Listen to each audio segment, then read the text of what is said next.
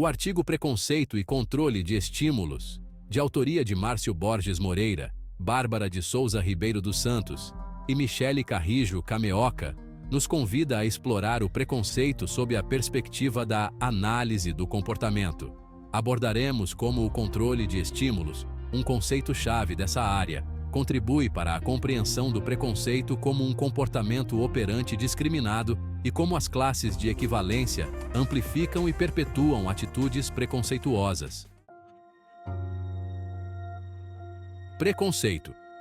Um comportamento operante discriminado.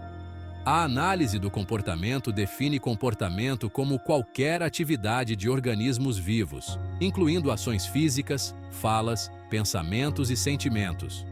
O comportamento operante, foco do nosso estudo, é aquele influenciado pelas consequências que produz no ambiente.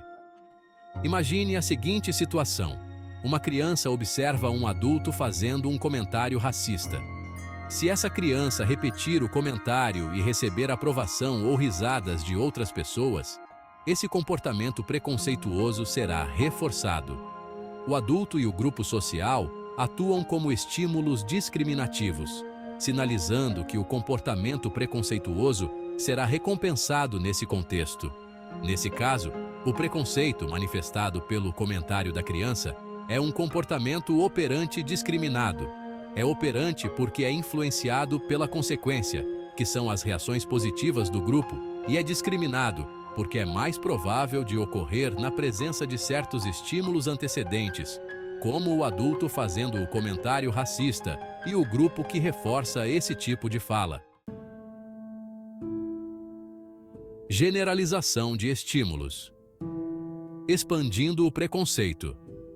A generalização de estímulos é um processo pelo qual um comportamento aprendido em um contexto específico passa a ocorrer em outros contextos com estímulos semelhantes. No exemplo da criança, o comportamento preconceituoso, inicialmente direcionado ao grupo racial mencionado pelo adulto, pode se generalizar para outros grupos que compartilhem características semelhantes, ampliando o alcance do preconceito. O gradiente de generalização, por sua vez, descreve a variação na probabilidade de um comportamento ocorrer em função do grau de similaridade entre o estímulo presente e o estímulo original associado ao reforço. No contexto do colorismo, um tipo de preconceito racial baseado na tonalidade da pele, o gradiente de generalização se manifesta na forma de um gradiente de punição, como demonstrado no estudo de Birch de 2015. Colorismo. Hierarquia racial, baseada na cor da pele. O colorismo se baseia na crença de que tons de pele mais escuros são inferiores, perpetuando uma hierarquia racial dentro de um mesmo grupo racial. Essa forma de preconceito se manifesta em diversas esferas da vida social, impactando negativamente as oportunidades e o bem-estar de pessoas com tons de pele mais escuros. O estudo de Birch, 2015, citado no artigo, analisou sentenças judiciais proferidas a homens brancos e negros nos Estados Unidos. Os resultados revelaram que homens negros recebiam sentenças mais longas que homens brancos, mesmo considerando a gravidade do crime e outros fatores socioeconômicos. Entre os homens negros, havia um gradiente de punição. Aqueles com pele negra escura recebiam sentenças mais longas que aqueles com pele negra clara.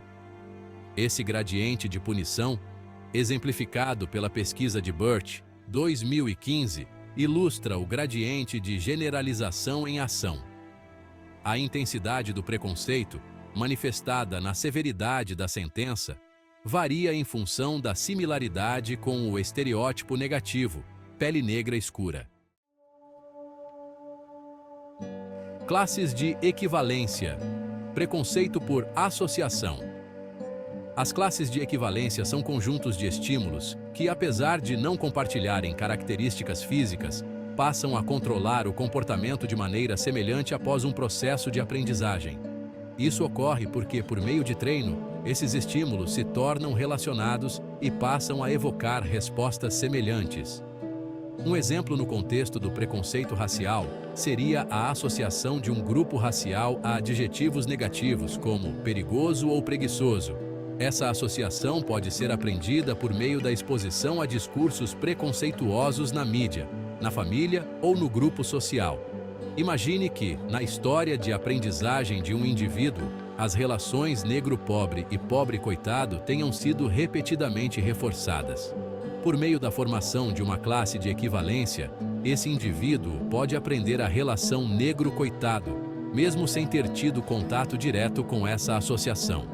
A transferência de função, um fenômeno que ocorre em classes de equivalência, permite que as funções de um estímulo, por exemplo, pobre, sejam transferidas para outros estímulos da mesma classe, como negro.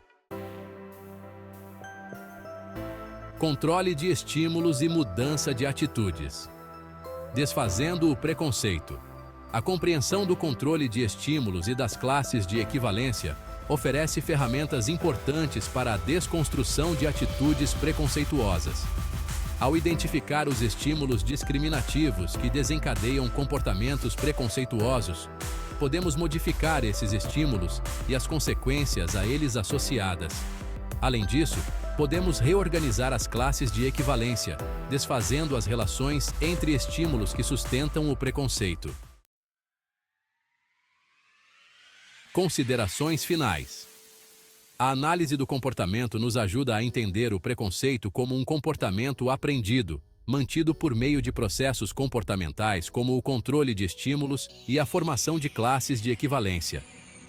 Ao desvendar esses mecanismos, podemos desenvolver estratégias mais eficazes para combater o preconceito em suas diversas formas, abrindo caminho para uma sociedade mais justa e igualitária.